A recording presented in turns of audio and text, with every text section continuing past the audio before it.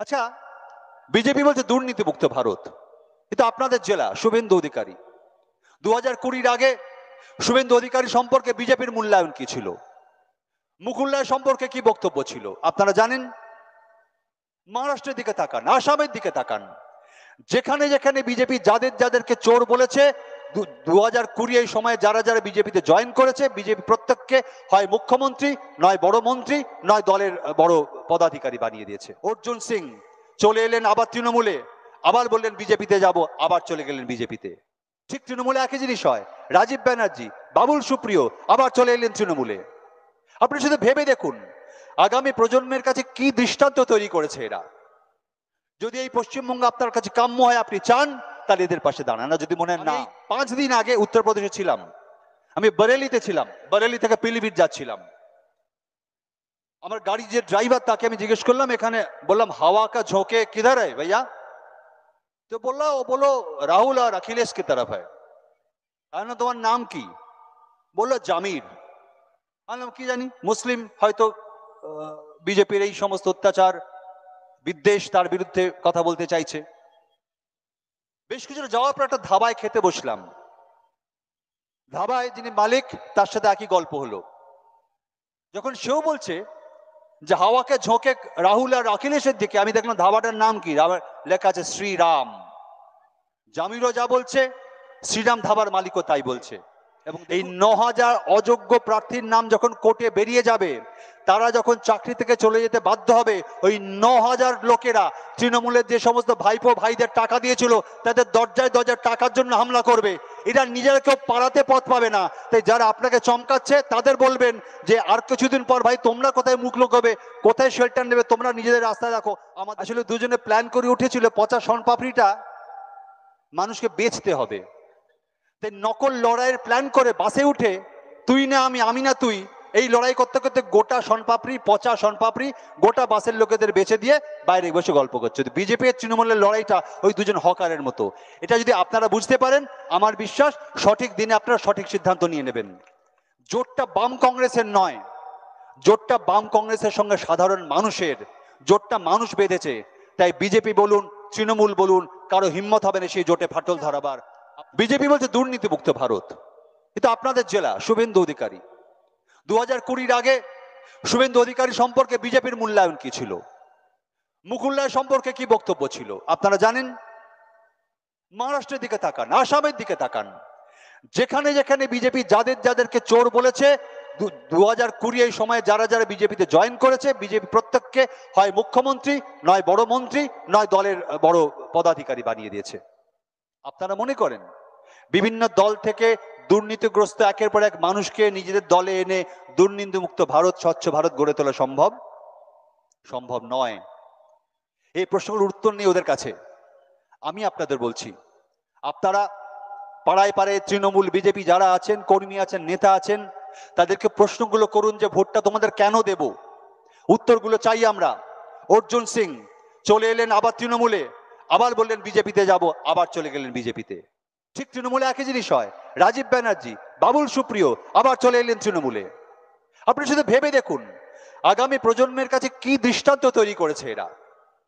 যদি এই পশ্চিমবঙ্গ আপনার কাছে কাম্য হয়, আপনি চান, তাহলে এদের পাশে দাঁড়ান। না যদি মনে হয় না, পশ্চিমবঙ্গকে ঘুরে দাঁড়াতে হবে। কলকারখানা নেই, শিল্প নেই। পশ্চিমবঙ্গ একমাত্র রাজ্য, তৃণমূল কংগ্রেস একমাত্র দল যারা পশ্চিমবঙ্গ থেকে টাটার মতো একটা কারখানাকে তাড়িয়ে সেটা উদযাপন করতে পারে। ভারতবর্ষের দৃষ্টান্ত কোথাও নেই। গত 12-13 বছরে পশ্চিমবঙ্গে একটা নতুন কলকারখানা তৈরি হয়নি। হলদিয়ার কলকারখানা একটার পর একটা বন্ধ হয়ে যাচ্ছে। তোলাবাজিতে গোটা রাজ্য ভরে গেছে। পশ্চিমবঙ্গের বাইরের দিকে তাকান, মধ্যপ্রদেশে তাকান, উত্তরপ্রদেশে তাকান, একই গল্প। একটা ঘটনা বলি আপনাদের, কথাটা বলতে গিয়ে মনে পড়ে গেল উত্তরপ্রদেশের নাম বলতে। আমি এই 5 দিন আগে উত্তরপ্রদেশে ছিলাম, আমি বরেলিতে ছিলাম, বরেলি থেকে পিলিভিট যাচ্ছিলাম। আমার গাড়ি যে ড্রাইভার তাকে আমি জিজ্ঞেস করলাম, এখানে বললাম হাওয়া কা ঝোঁকে কিধার है भैया, তো বললো ও বলো রাহুল আর अखिलेश की तरफ है। আমি তোমার নাম কি, বললো জামির। আমি কি জানি, মুসলিম হয়তো বিজেপির এই সমস্ত অত্যাচার বিদ্বেষ তার বিরুদ্ধে কথা বলতে চাইছে। বেশ কিছু যাওয়ার পর একটা ধাবায় খেতে বসলাম। ধাবায় যিনি মালিক তার সাথে একই গল্প হলো, যখন সেও বলছে যে হাওয়াকে ঝোঁকে রাহুল আর অখিলেশের দিকে, আমি দেখলাম ধাবাটার নাম কি, লেখা আছে শ্রীরাম। জামিরও যা বলছে, শ্রীরাম ধাবার মালিকও তাই বলছে।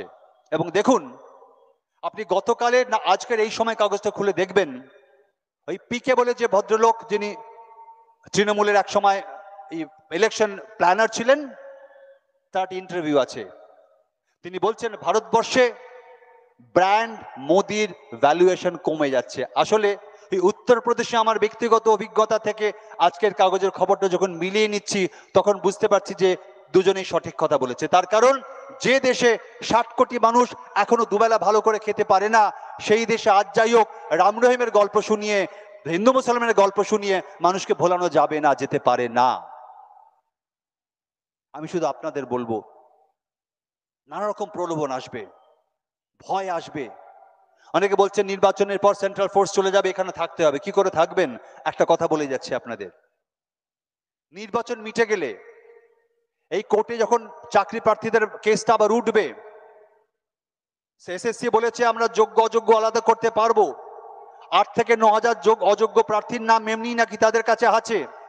এই 9,000 অযোগ্য প্রার্থীর নাম যখন কোর্টে বেরিয়ে যাবে, তারা যখন চাকরি থেকে চলে যেতে বাধ্য হবে, ওই 9,000 লোকেরা তৃণমূলের যে সমস্ত ভাইপো ভাইদের টাকা দিয়েছিল, তাদের দরজায় দরজায় টাকার জন্য হামলা করবে।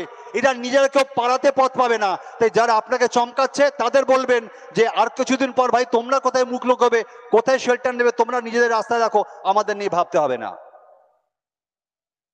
শুধু এইটুকু ভরসা রাখুন, পশ্চিমবঙ্গে বিজেপিকে তৃণমূল যেভাবে পথ করে দিয়েছে, সেই পথটা আটকানোর ক্ষমতা আপনাদের আছে।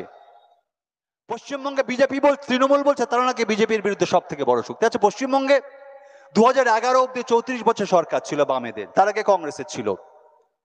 বিজেপির কটা সিট ছিল এখানে? কজন এমএলএ ছিল? কজন এমপি ছিল? মনে করতে পারবেন না, ছিলই না, নামে মাত্র একটা ছিল, তাও একবারের জন্য। অথচ দিদিমণির সরকার 12 থেকে 13 বছর হলো, বিজেপির প্রায় 77 জন এমএলএ, 18 জন এমপি। তাহলে আপনি বলুন, যার আমলে পশ্চিমবঙ্গে বিজেপির গাছটা এত বড় হলো, তিনি কি বিজেপির বিরুদ্ধে লড়াইয়ের আসল মুখ, নাকি বাম কংগ্রেসের জোট, যারা 2004 সালে বিজেপিকে আটকাতে দিল্লিতে সরকার গড়েছিল, 60 জন উপরে সাংসদ দিয়ে বামপন্থীর একটা মন্ত্রিত্ব দাবি না করে একের পর এক জনকল্যাণমূলক কাজ করে গেছে এবং বিজেপিকে আটকে দিয়েছিল। বিজেপি আটকাবার সব থেকে বড় ক্ষমতা কাদের আছে তাহলে? তৃণমূল বিজেপিকে তলা দিয়ে খাল কেটে দিচ্ছে, জলটা ঢোকাচ্ছে। আমি একটা গল্প বলে বক্তব্য শেষ করবো, আর অনেকে বলবেন সেলিম দা চলে এসছেন। একটা বাসে দুজন হকার শনপাপড়ি বিক্রি করছে। শনপাপড়িটা সেদিন খারাপ, পচা। ওরা দুজনেই তাড়াতাড়ি বিক্রি করে নেমে যেতে চাইছে। একদিন উঠে বলছে 10 টাকা 10 টাকা 10 টাকা 10 টাকা 10 টাকা। আরেকটা হকার বলছে তুই এখন কেন উঠেছিস এই বাসে, আমার টাইম, তুই নাম, আমি বিক্রি করব। বলছে না আমি নামবো না, তুই যা পারিস কর, আমি নামবো না। দুজনের খুব লড়াই লেগে গেছে। তখন দ্বিতীয় হকারটা বলছে আমি 9 টাকা 9 টাকা 9 টাকা 9 টাকায় দেবো, 9 টাকায় দেবো। তখন আগের লোকটা বলছে 8 টাকায় দেবো। লড়াই চলছে, পাল্লাপাল্লি, ওই পাল্লাপাল্লি গান হয় দেখেছেন, ওই জিনিস চলছে। এই করতে করতে একজন বলছে 6 টাকা, বলছে 5 টাকা 5 টাকা 5 টাকা 5 টাকা। আর বাস ভর্তি লোক হুড় করে কিনছে, এত সস্তায় গোটা প্যাকেট শনপাপড়ি সব বিক্রি হয়ে গেল, দুজনের প্যাকেট বিক্রি শেষ। আধ ঘন্টা পর দেখা যাচ্ছে ওই দুজনে বাস স্ট্যান্ডের একটা কোণে বসে চা খাচ্ছে আর খুব খোশ গল্প করছে। আসলে দুজনে প্ল্যান করে উঠেছিল পচা শনপাপড়িটা মানুষকে বেচতে হবে। তাই নকল লড়াইয়ের প্ল্যান করে বাসে উঠে তুই না আমি, আমি না তুই, এই লড়াই করতে করতে গোটা শনপাপড়ি, পচা শনপাপড়ি গোটা বাসের লোকেদের বেচে দিয়ে বাইরে বসে গল্প করছে। বিজেপি আর তৃণমূলের লড়াইটা ওই দুজন হকারের মতো। এটা যদি আপনারা বুঝতে পারেন, আমার বিশ্বাস সঠিক দিনে আপনারা সঠিক সিদ্ধান্ত নিয়ে নেবেন। আমি শুধু শেষ কথা বলবো যে গোটা পশ্চিমবঙ্গে সেলিম দাদের হাত ধরে যে নতুন ব্রিগেড এখানে পরিতোষ আছে, ইব্রাহিম আছে, যে ইয়াং ব্রিগেড জানপণ জান কবুল লড়াইতে নেমেছে, বড় হিসেবে, গার্জেন হিসেবে তাদের পাশে থাকুন। পশ্চিমবঙ্গকে আগামী দিনে পাল্টে দেবার ক্ষমতা এদের আছে। মুর্শিদাবাদে সেলিমদা পথ দেখিয়েছেন।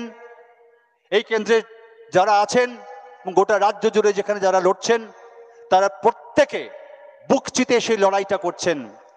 জোটটা বাম কংগ্রেসের নয়, জোটটা বাম কংগ্রেসের সঙ্গে সাধারণ মানুষের, জোটটা মানুষ বেঁধেছে। তাই বিজেপি বলুন, তৃণমূল বলুন, কারো হিম্মত হবে না সেই জোটে ফাটল ধরাবার। আপনারা সবাই ভালো থাকবেন, সঠিক দিনে সঠিক সিদ্ধান্ত নেবেন এবং সায়নের মতো যোগ্য প্রার্থীকে দিল্লিতে পাঠিয়ে আপনার কেন্দ্রের সুখ দুঃখ দুর্দশার কথা দিল্লির প্রধানমন্ত্রীর দপ্তরে পৌঁছে দেওয়ার ব্যবস্থা করবেন এবং আমার বিশ্বাস আপনারা সঠিক সিদ্ধান্ত নেবেন। সবাই খুব ভালো থাকবেন। শুভরাত্রি।